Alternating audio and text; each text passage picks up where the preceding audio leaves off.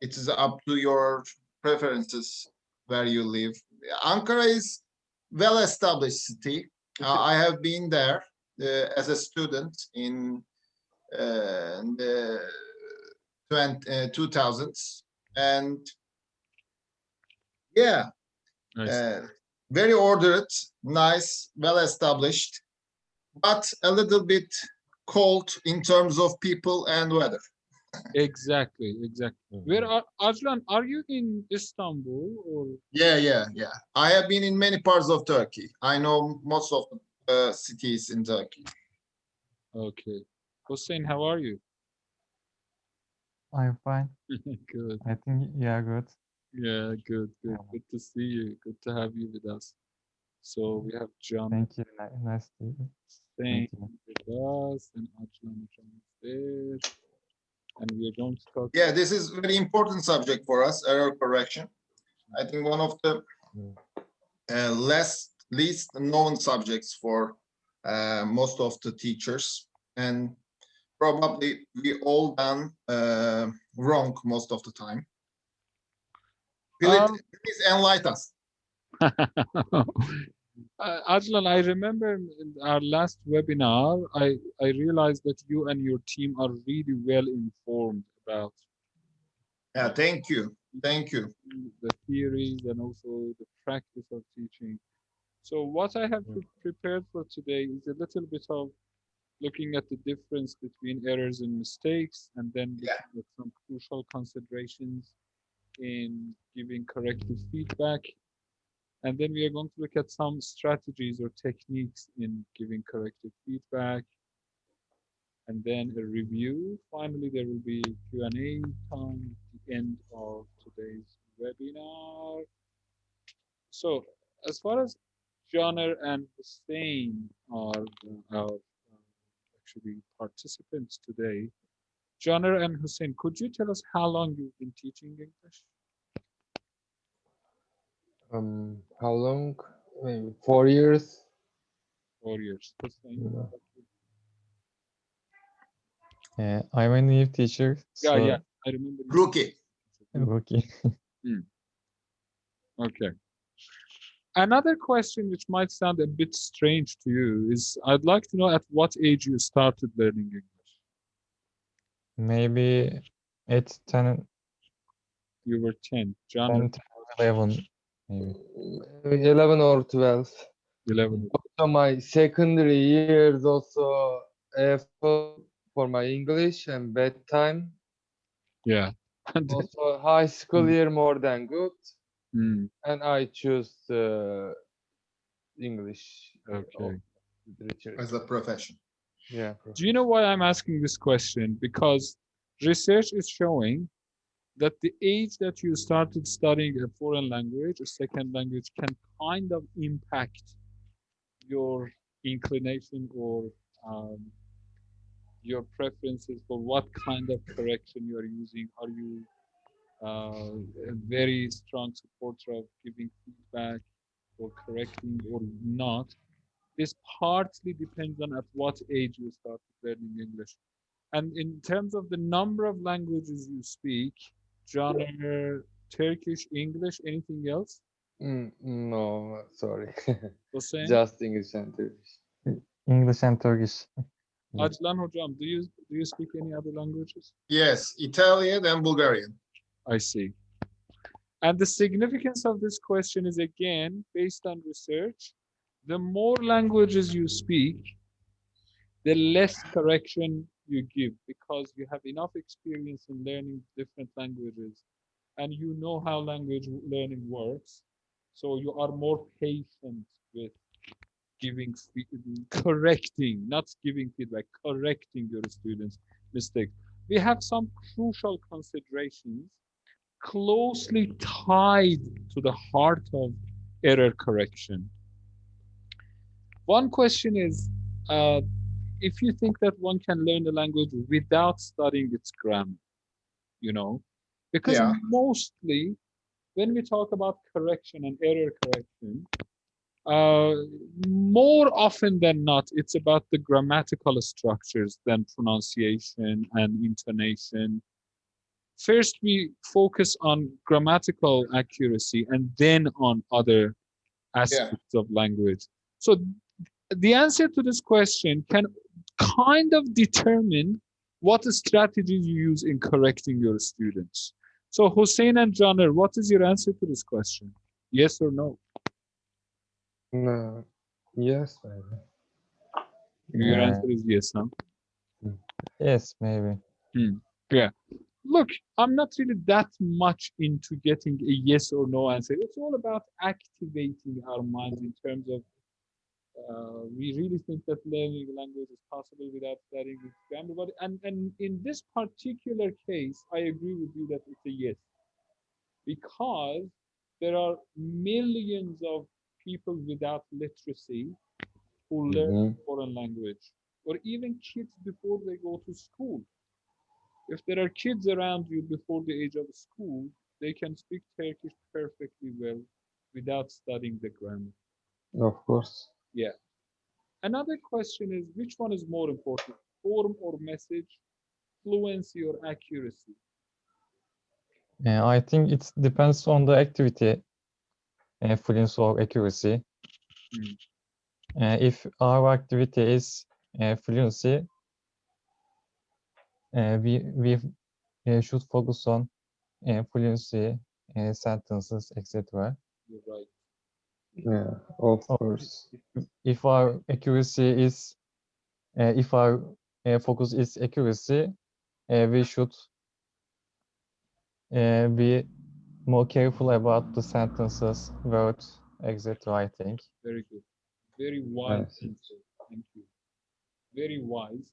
But altogether, um, you know, policies, expectations, they kind of determine how much feedback or how much correction we are going to have for our students, depending on which one of these two we are leaning towards. Are we leaning more towards accuracy or fluency, form or message? You know, usually as a teacher, we have some packages in our mind we carry with ourselves. Another question is the third one I can see. It's a very fundamental question, because if the answer to this question is no, I mean, then I don't see any point in having this webinar if no correction actually can lead to accuracy and mastery of language, then why this webinar at all? But at the same time, again, you have the example of children before school or adults without literacy who even learn a foreign language. Farsi language to my grandfather was kind of a foreign language because he lived in the Azeri part of Iran and he was not exposed to Farsi like 60, 70 years ago. Yet he mastered Farsi to the extent that, can you hear me now? A little bit, the volume level a little bit low. Can you hear me now? Is it better? Yeah, it's Yeah, yeah, yeah. It's better? good. Now more clear. Okay. Yes. Okay. All right. Yeah. I was talking about the rationale behind correction in terms of whether it really leads to accuracy or not. And then especially important considerations are what to correct. Are we talking about writing or speaking? Because obviously listening and reading as receptive skills do not require that much of correction. These are writing and speaking which require correction. And again, in writing and speaking, there are different elements. You have grammar, you have word choice, you have punctuation, you have spelling. All these things may require correction. Which one you are correcting when are really, really important questions. Mm. What factors you take into account?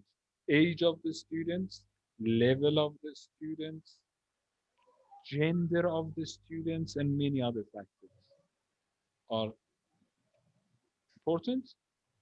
Yeah. First question, Janer and Hussein, what is your answer to this question? The last question. Yes, yes. I think non-native teachers errors the correct more because the focused errors much more about the native teachers. You're right, Janer. Again, research shows that Because non-native, of the using the language. The native teachers don't think the errors so much then. Just use.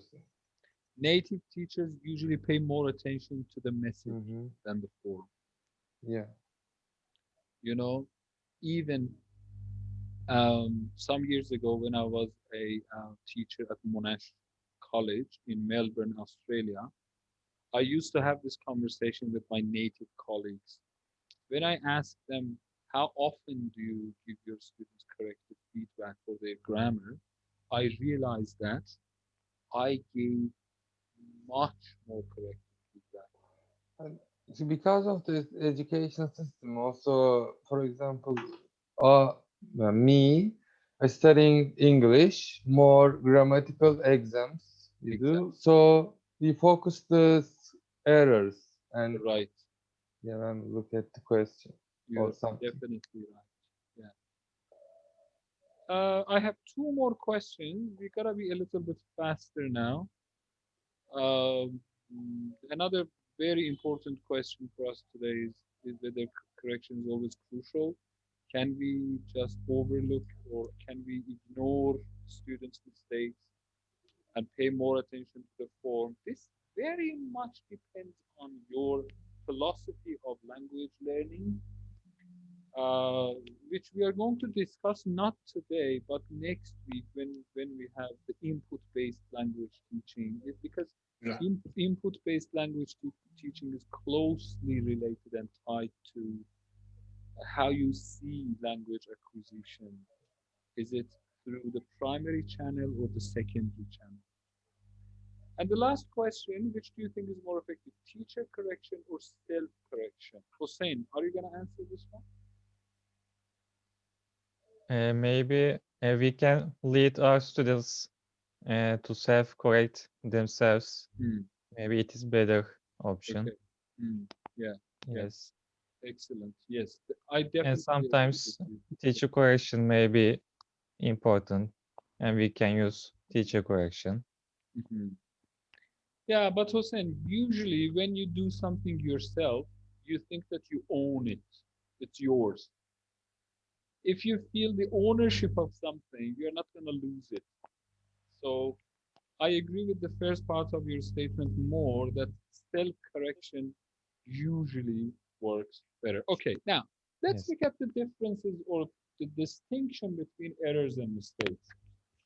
Because students might commit both of them in different contexts, and maybe our attitude or treatment of these two should be kind of different. Janer and Hussein, do you know the difference between mistakes and errors before I talk about it? Hmm. Errors, uh, the permanent ones, It's a mistakes, more mistakes formal temporary. one. Which one is more formal? Errors is a more formal one, I think. Yeah, you're right. The Yeah. other ones. Errors are difficult to correct, Hmm. Mhm. and mistakes are easier Yeah, to correct. you're right. You're definitely right. If you look at the slide, um, you will see I have listed four major differences in being systematic and accidental. Systematic meaning that this happens. If someone doesn't know how to say something, it is not fixed. automatically or suddenly. If someone doesn't know how to say, how to use past probability, doesn't know how to say it might have happened, he might have had an accident. The student doesn't know how to say this. So because the student doesn't know, this becomes a systematic error, systematic flaw, let's call it. But mistakes are accidental. The student knows. It's not lack of knowledge. Yes. It's because of sometimes fatigue. It's because of affective factors, not about the knowledge of language. It's other things. Imagine, Lack yes, lack of practice. lack of practice. Yeah. Imagine you have a pre-intermediate student who's talking about his father and says, "My father works at the bank. Her role at the bank, using her instead of his." Not that the student doesn't know. The student knows for sure, but it's just a slip. It's just an accident. Um, as you can see, as suggested in the literature, you should not show any special reaction to mistakes. But errors, they require attention because they are systematic and they show that some knowledge has not been grasped, and the teachers should pay more attention and probably should address that area. I have some examples for you, Jonair and Hussein. Very quickly, please tell me if these are mistakes or errors. Gave these errors. A student says, "I gave a test yesterday." Hussein, Jonair, is it a It's mistake error. or Whom Error. it is an I error? gave It is is an missing. it is an error because no. Yeah. Hussein, it is I took a test yesterday as a I student, took not a game. Mhm. not I This is gave. Turkish version of that. Yeah, Exactly, chicken exactly, terası. Aslan. I realized that in Turkish, students say, how do you say test in Turkish? Verdim. Test. Huh? Test yaptım ya da test verdim. Test verdim or test yaptım. Exactly, yeah. Mhm. If the student doesn't know that he should say, I took a test yesterday, Yeah. it might be an error, but remember, it's not always, the distinction is not always clear and cut. Mhm. Sometimes, so it could be a mistake in some situations.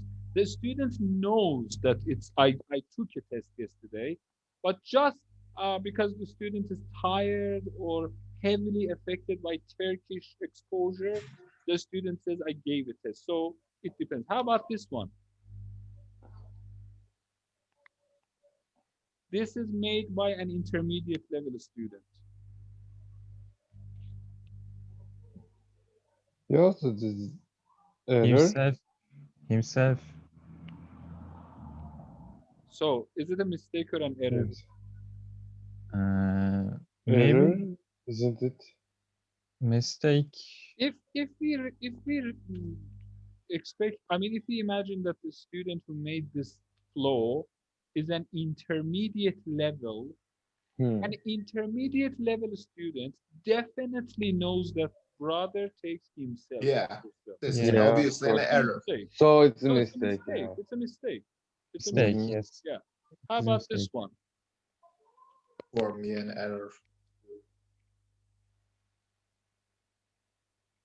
This is done by a pre-intermediate level student. Uh, Mistake or maybe, Also maybe it is error. error. Yeah. error? The Mhm. student doesn't know We're that using the past, past. you should say in the past boys had to, not That, yeah. does not know. Okay, Mhm. error. Yeah. How about this one? This one is intermediate level. Also mistake. Mistake. It is. It depends. Again, it depends. If Yeah. the student knows that this is Error Yeah, and yes, correct. aren't error. I, but Yes. my friends, especially about this sentence, I would say that this is an error because some students, like I can say more than half of the students do not know that the question tag for I am is aren't I, not am I. So I Also, second one also is an error for Turkish students, not a mistake. I see. I see. Yeah. Because most of the teacher in Turkey never properly show the difference between the reflexive pronoun and the possessive adjectives. Most of the time, I notice even in the intermediate students, they don't know how to use We always pronouns, and also we did a special lesson for that in the last term. We did a separate special lesson dedicated to pronouns and the possessive adjective relationships in the text. Because most of the teacher cannot explain well enough or don't show well enough. That's why students confuse using them properly in the context, especially. Yeah. So true. you see that there are many variables, and you should take these variables into account in determining whether it's a mistake or an error. The last one, for example, when a student says Turkey have 18 million people, depending on the level of the student, if the student knows that Turkey as a singular noun should take a singular verb has, then it's a mistake. If not, it's an error. So remember, message number one, errors should be treated systematically. Mistakes can be ignored. Emotion. Okay? Yeah, exactly. Another distinction in corrective feedback is explicit feedback or implicit feedback. I have intentionally placed some mistakes on this slide. Can you find the mistakes, please? Can you tell me what is wrong on this slide?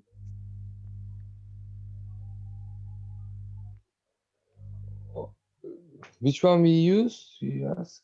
Yeah, there are some mistakes on this page. In terms of,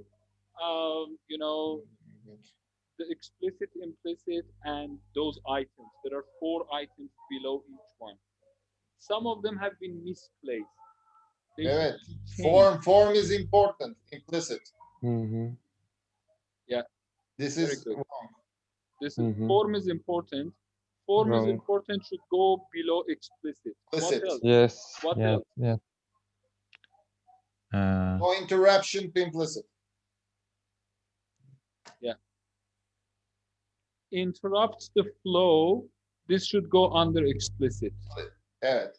Yeah. And save spaces should come below implicit. Yes, implicit. So which one? I can't get it. Now they are in the right place. Yes. Look at yeah. No interruption. Okay. Now they are fixed.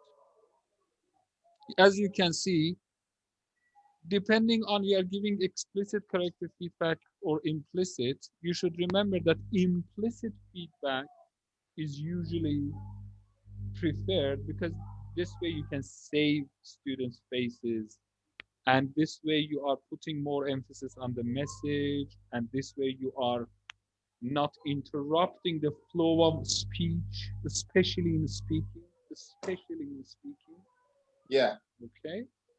The most important article there, save faces for Turkish students, because most of the time Turkish and most of the Orient students in the East or Middle East, they are emotional kind of students, much more emotional than the West counterparts. That's why safe face is very important. That's definitely right. Yes.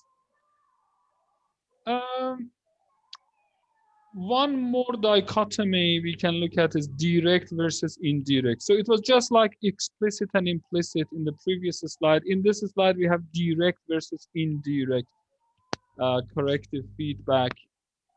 As you can see in the direct feedback, the teacher has marked the mistakes or flaws and has given the right form to the student in writing.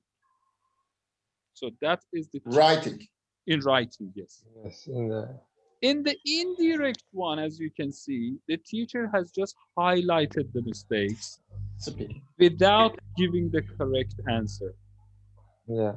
So yeah, Or when we in lesson, just say, students say this town have many park, and say this town, and John, wait your exactly. student answer Yeah, again. yeah, we will Think look at about those it. techniques. Yeah, but Paraphrasing. just for Yeah, now, rephrasing.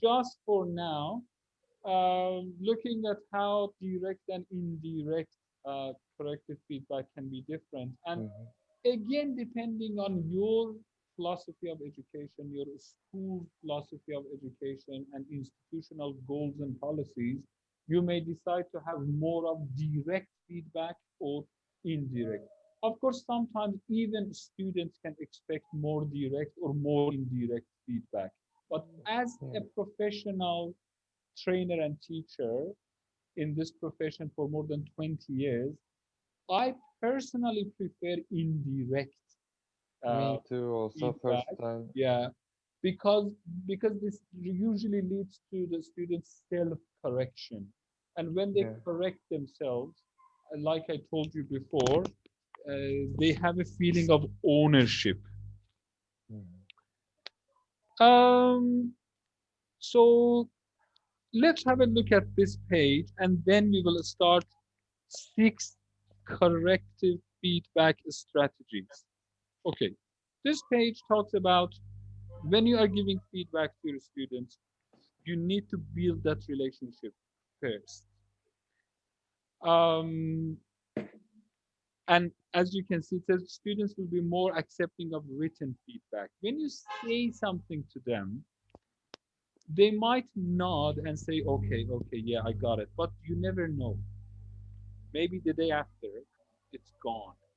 But when you put it in black and white, when you write to them about their mistakes, usually that is more sustainable. That stays more with them. Next one is make informed and strategic choices about what to correct. You are not going to correct everything. Imagine they have written an essay of 250 words, and there are, say, 30 different kinds of flaws in the essay. We are not going to correct everything, because if we do, Yeah, of the course. students might lose their confidence. Okay. So you will decide what you are going to correct based on the activity. Consider context, grammar lessons versus vocabulary lessons or content lessons. And the last one, which says enhance student learning by asking them to self-correct. All right. Uh, one way of correcting the students is instant correction or explicit correction.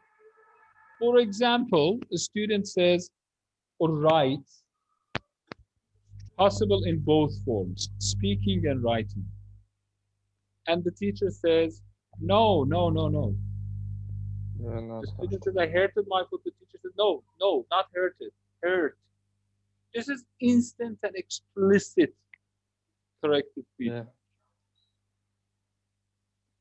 So you give them the correct answer and you tell them that what they said was wrong. This is instant and this is explicit and this is direct Yes. correction. Does it work? Not too much, I think. Students forgot the your mistake or errors. I think you use this explicit Yeah, correction. That's correct. Yeah, I think. very good. Hossein, based on the instant or explicit correction, how would this teacher correct the student?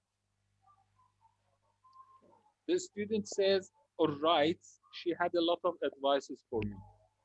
What should the teacher say if the correction is direct, explicit, or instant? Teacher might say not advices, advice. Yeah, Rephrasing. exactly. Yeah, but telling the student that you made a mistake. No, we don't have advices in English. You should say advice. This is Yes. instant and explicit correction. Second type in correcting is repetition. In this case, the student I says, have to reach. I have 3 children, and the teacher says, I have 3 children. The teacher does not say that the student made a mistake. The teacher just repeats, raising the intonation or emphasis for the student to know that he or she has made a mistake. Okay, Yeah. this is repetition. So how is it different from number one? In number one, you gave them the right answer and you Yes. told them that it's wrong. In the second one, you don't tell them it's wrong and you don't give them the right answer. You just repeat it so that they know they have made a mistake. Teacher might focus on children with more emphasis. Yeah, of course. Yeah. Mhm. I have 3 children, something like this, Yeah. you know. Indirect one. Number 3 is recast. Student says you can count with me. Teacher says you can count on me.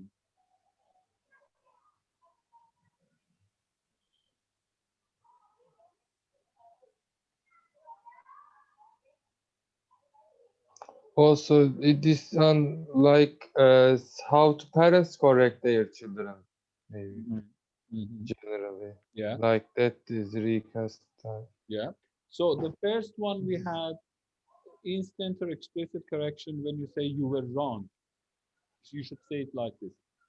Number 2 was repetition. You repeat it with the rising Mhm. intonation of the wrong part.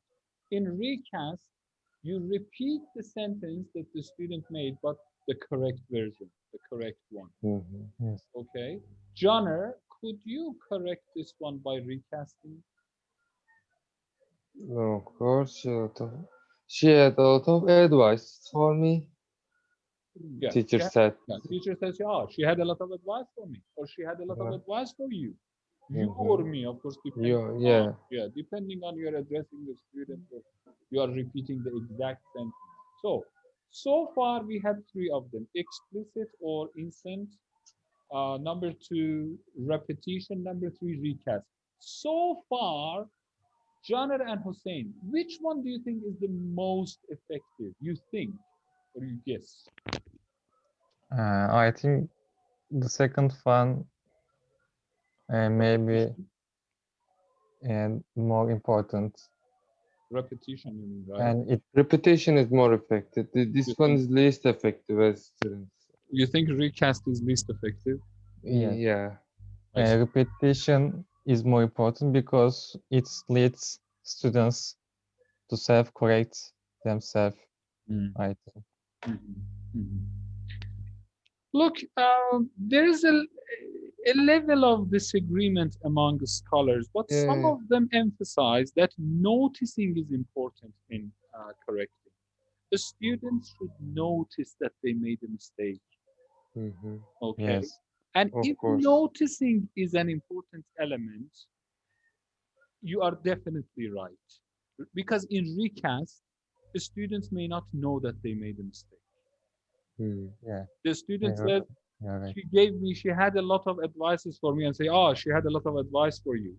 The student may not even know that he or she made a mistake, okay? So based on this, yes, recast maybe is not the most effective one. Number 4 is clarification request.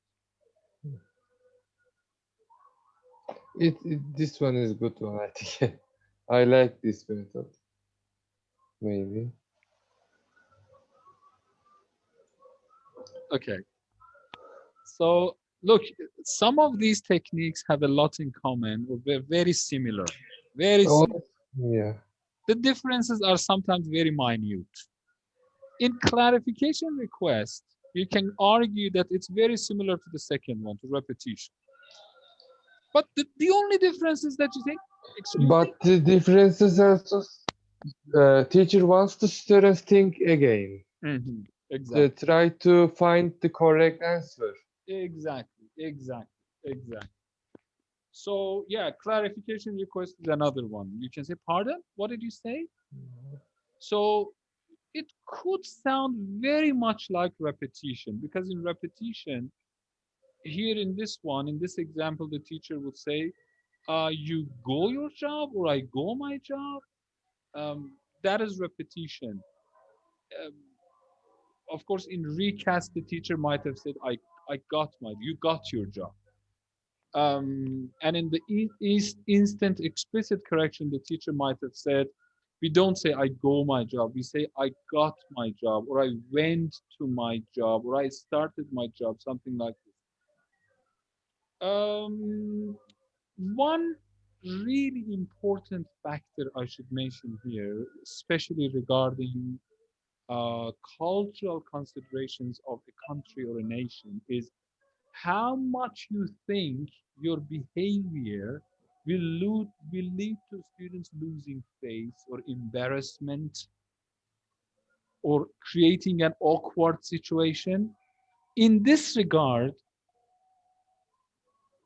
number two, repetition, and number four, clarification request may not Best be so approaches. ideal. May not be, no. Because look, it's especially in a class with, say, I don't know, 10, 15, 20 students, when you indicate obviously that you made a mistake, the student might lose his or her confidence in front of his or her peers. So imagine Johnner makes a mistake, and then I say, uh, pardon, what did you say? Did you say you were from, I don't know, something, Then the student might feel really embarrassed. Whereas in recasting, you are not indicating that the student has made a mistake. So you should look at the pros and cons. You should look at the age of your students. You should look at the gender, the cultural background of the students. Some students might prefer recast. Some students might prefer clarification. Most of the time, recast is suitable for intermediate students, and repetition is suitable for novice one. You're right, Ajman, you're right. Number five is a metalinguistic feedback technique.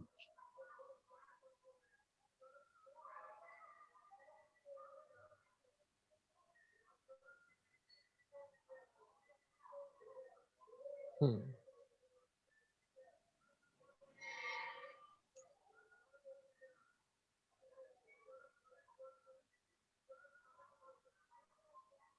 Okay.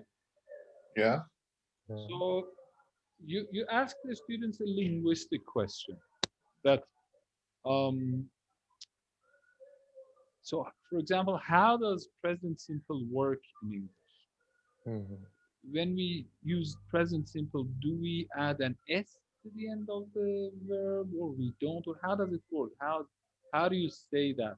How do you use present simple in English? This is a metalinguistic. This is where you raise the students' awareness Yeah. regarding the use of language, which we call Metalinguistic. metalinguistic feedback strategy.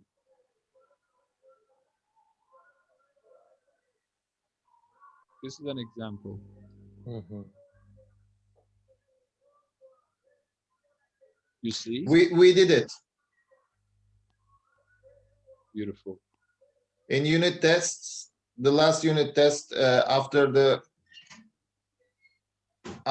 tests, we tried to find the most common mistakes.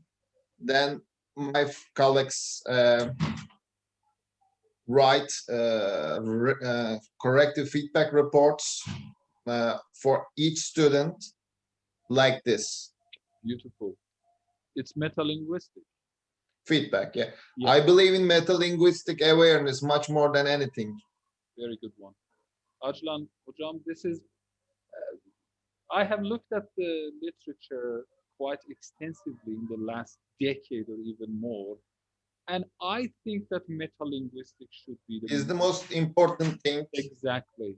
We have Erasmus projects. I have written an Erasmus project and completed 90% of it, but because of the epidemic, we cannot put it into action I see. We have found partners from Finland, I see. Italy, Spain, Netherlands, and it's about, maybe you have heard of rhizomic structures, rhizomic, and the main part of the frame of the project is students should consider the curriculum by themselves.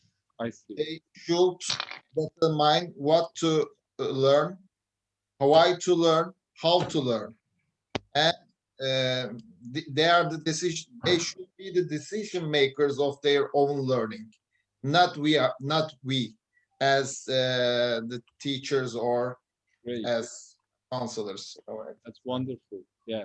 But we haven't done because of the epidemic. Hopefully next year Hopefully. Yeah. and the Fingers following years. crossed. Fingers crossed. Again, another example of metalinguistic feedback as opposed to direct or indirect. So whatever we have looked at so far fall in the category of either direct, indirect, or metalinguistic. And you can see the examples. Depending on your uh, actually educational repertoire, depending on the school's expectations, students' expectations, parents' expectations, the institutional policies, you may employ one of them at a time or a combination of them depending on the context. Again, another example of metalinguistic feedback on this one. Um, as you can see, Yeah. the first box is the mistake, is the indirect feedback. You see, the teacher has just underlined the proposition. Mhm. That is indirect one. The second one is a direct and explicit one. Has crossed it out to the teacher. I'm married to a wonderful person. The third one is metalinguistic. Yeah. Okay, when you raise their awareness, when you ask them questions about the language. Johnner, how would you correct this one Hmm. using metalinguistic correction? Also, how we use is singular or plural nouns, set like that, and explain Yeah, the wrong errors. yeah. I mean, Also, Johnner, you could just ask your students whether advice is countable or uncountable. yes, countable or Yeah, uncountable. Yeah. exactly. So simply Caner, say, yeah, Amir wants to emphasize that while you correcting students or using metalinguistic Mhm. feedback, you should ask questions, not just Of course. correct or Yes. show the mistakes. Ask Okay. questions to let them correct themselves. Yeah, I now understand clearly. We Thank you, have talked teacher. about it. that is the Mm-hmm. essence of metalinguistic. Yeah. Johnner, earlier today, you said your favorite one is when you elicit. I think what you were referring to, Johnner, earlier today was elicitation. Is it Very similar to metalinguistic the one. also teacher and Yeah, weight the students and exactly. Yeah, yeah, elicitation. You elicit yeah. from the students. Uh-huh. Very, very closely tied to Pass metalinguistic. also. Yeah, yeah, Pass at the position of the error yeah. for the students to self That's correct. yeah. You elicit it from the students. Mm-hmm. Perfect. Yeah. And there is also the concept of peer correction, depending on, again, the dynamics of your class. You might want to cultivate the culture of peer correction.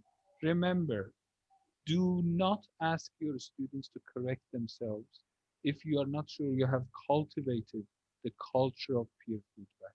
Because this might work at the cost of students hating each other or losing their confidence.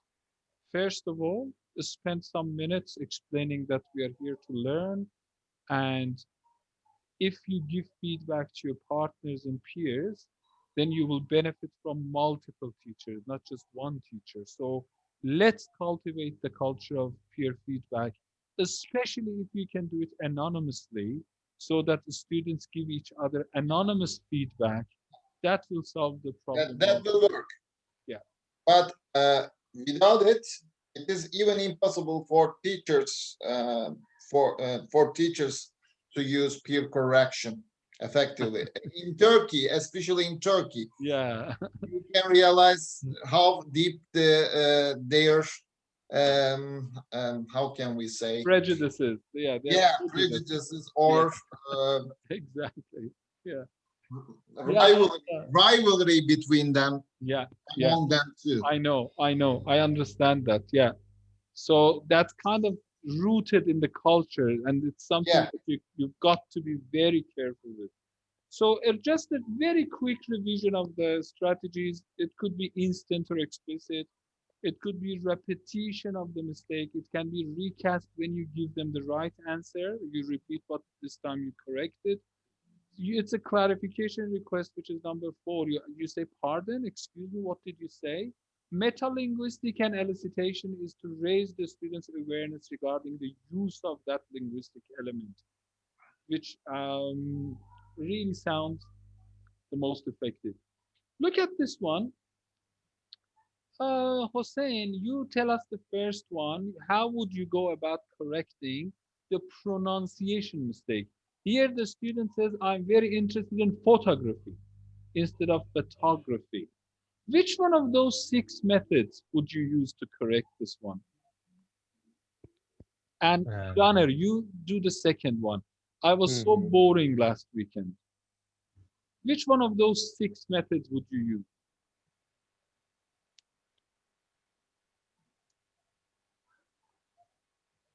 in the first one, the error Is in is intonation. pronunciation.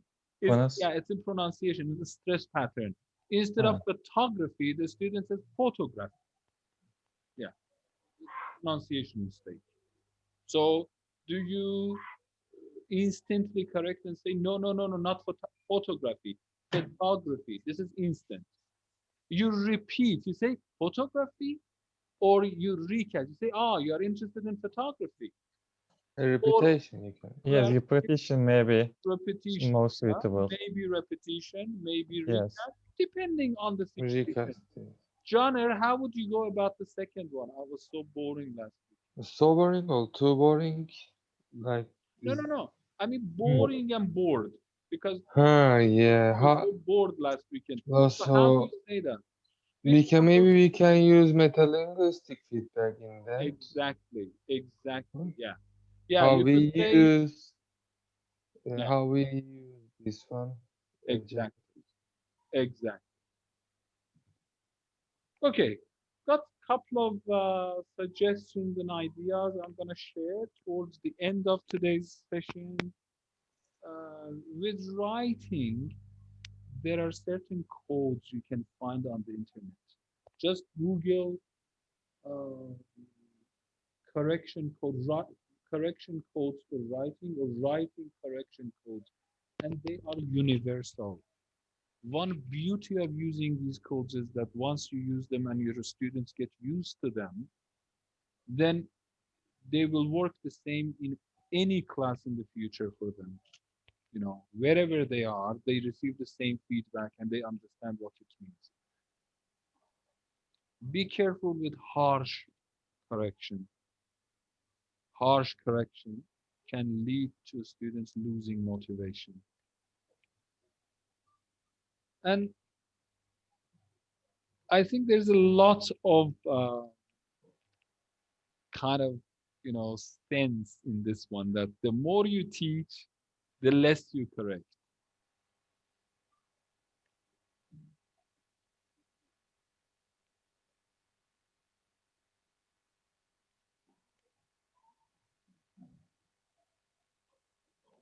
Another very, very important consideration is to think how much we are corrected when we are learning our mother tongues. Are we corrected very often, or usually correction doesn't happen?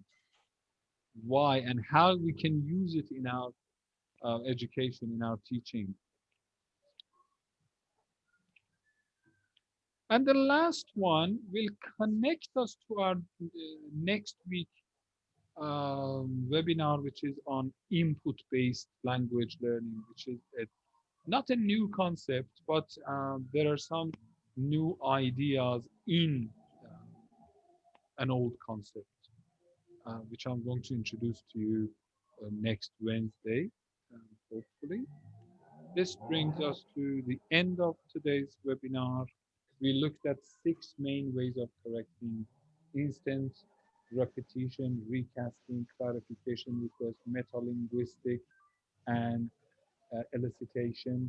And the way you correct your students, or the way you give feedback, corrective feedback to your students, usually falls in one of the categories of direct or indirect, explicit or implicit, immediate or delayed. And these will depend, the choice of these will depend on who you are teaching, what level your students are, what the objective of the lesson is. If you are teaching grammar and your students make a pronunciation mistake, maybe that is not the best place to give them corrective feedback, because they are learning grammar. Okay, my friends, Yeah. that's all from me. Ajlan Hojam, if you have any ideas or comments to add on. No, thank you. I think very informative and enlightening one. Especially, I am happy to you state about metalinguistic awareness. That's my primary objective about constructing the curriculum of our school. In the future, I hope we will achieve a kind of independent learner kind of high school about English and about foreign language, not English. And because we always want to add some more, like Spanish, Italian, even maybe it will be better for us Russian or Arabic in the future, because the choices are good thing for the Z generation. They don't like to obey predetermined curriculum or predetermined objectives. They want to choose. They want to own their learning, or they whatever they have. That's why we have to put a lot of choices in front of before them. So hopefully, Hopefully, fingers crossed. Thank you yeah, so much, Ajlan, we Johnny, and are thankful. Hussein. It was a great Thank you opportunity too. once You're again welcome. to present to you. Thank Stay you. safe, stay healthy, and hope to see you next week. Have a good time. Yeah, see you You next too. week. Have a good Thank you. Thank Bye. you. Thanks. you. See Bye. you. Bye. Thank you, Ajahn teacher. Thank And you. Bye. Tamer teacher.